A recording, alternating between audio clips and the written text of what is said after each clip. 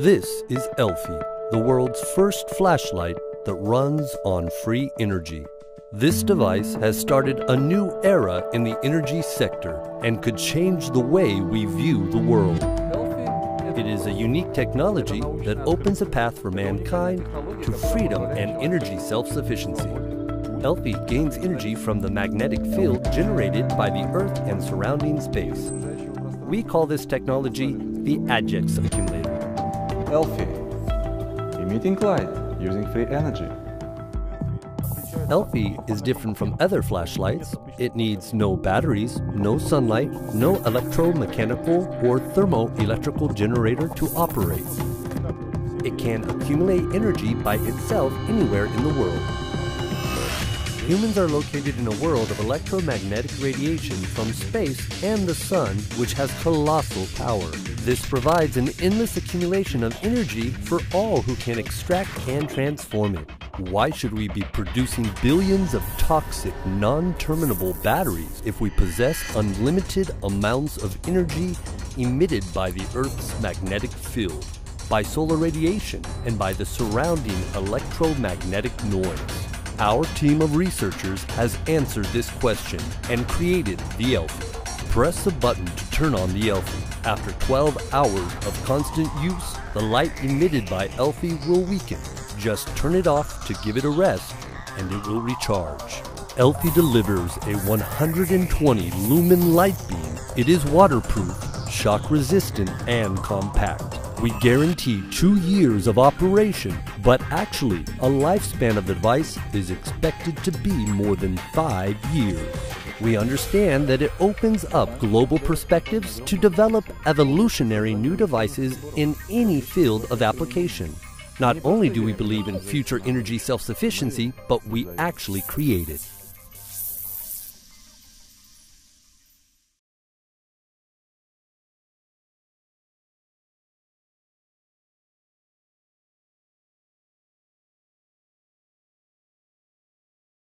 When most people think about electricity, they think about these.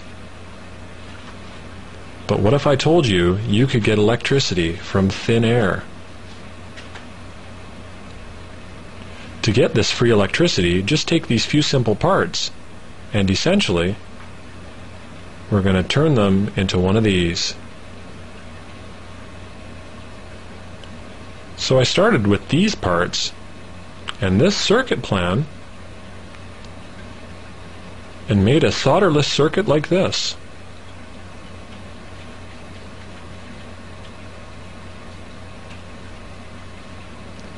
Here, I'll check the baseline voltage of the system before hooking it up to the antenna.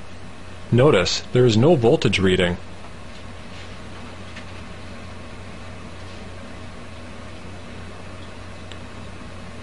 Next, hook up the antenna. The radio waves brought in on this antenna are the source of the free electricity.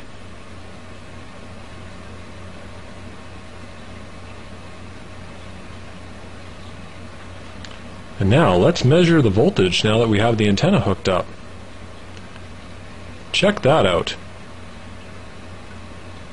This is free electricity. I'll just hold this up so you can take a closer look at what we're getting here.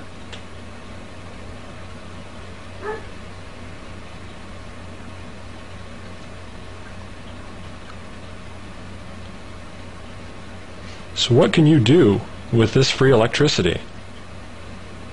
Well, I've just hooked up this cable, so I can use it in an attempt to charge up my cell phone.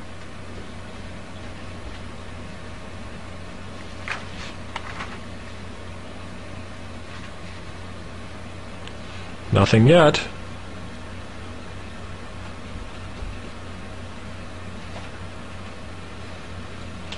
Oh, looks like I've got enough voltage. And there it goes. So here's your shopping list to make your free energy receiver. It's not really free because it costs $2. But if you don't have your own antenna, you can make your own with that simple antenna wire. And here's a simple circuit plan. Enjoy!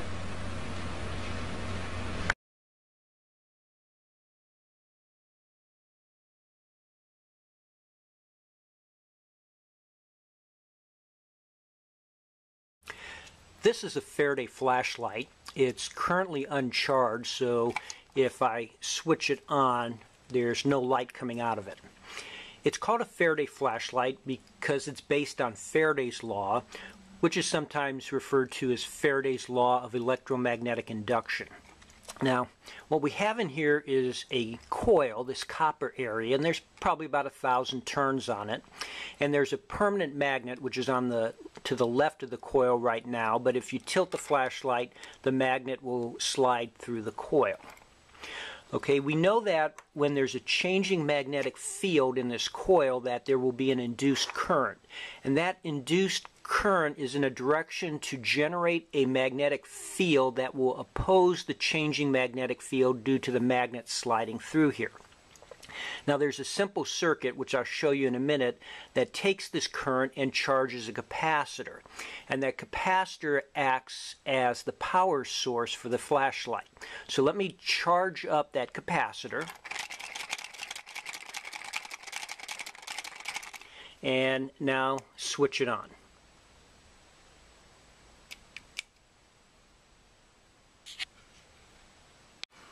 Here's a schematic of our Faraday flashlight.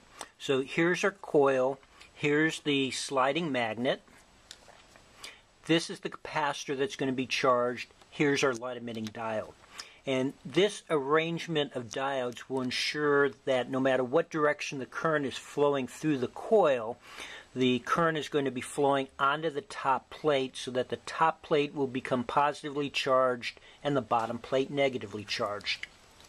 So from the perspective of the magnet, if the magnet's going in, there's going to be an induced counterclockwise current in the coil so that the magnetic field, due to this induced current, opposes the increasing magnetic field from the magnet sliding in. So the current will flow this way, and this diode will block the current, this one will let it pass, so the current will flow this way and charge the top plate positively. Now when the magnet is sliding out, the field is decreasing, and so now there will be a clockwise current generated in the coil, and so the current will be flowing like this. This diode will block the current, this one will let it pass, and again positively charge the top plate. Now with the capacitor charged, we can close this switch, and that will cause the LED to turn on and light emission.